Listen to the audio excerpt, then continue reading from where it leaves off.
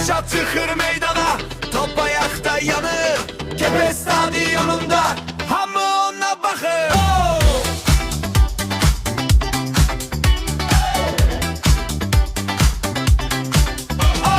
Balaca idündən indi hamı deyir vay. Ayağında top olanda rahat duran yoktu hay. Topu götüren kimi rəqiblər qaçır kənara. Bir-birinə deyirlər toxunma qal uzaqda.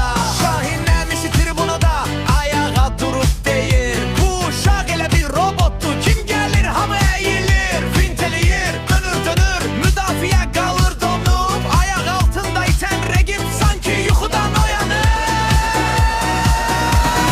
Elşad meydanın kralı, top gələndə ayağına başlayır dava dalaşı. Kepezdə ulduz kimi parlanır hər bir an, qapıcı deyir ay aman. Yenə gəldi bu oğlan, aman aman.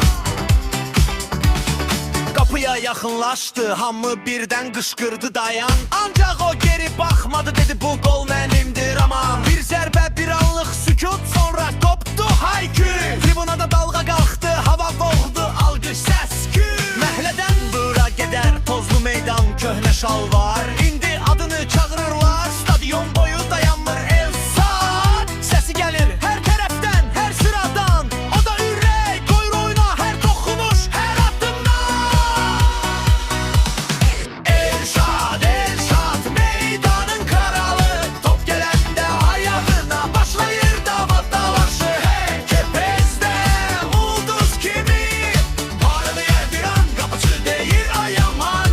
Yenə gəldi bu oğlan, yenə gəldi bu oğlan.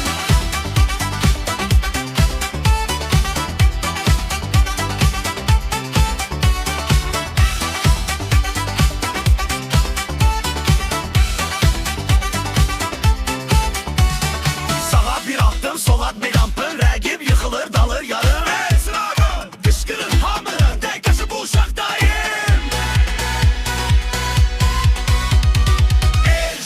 Elşad meydanın kralı, top gələndə ayağına başlayır dava dalaşı.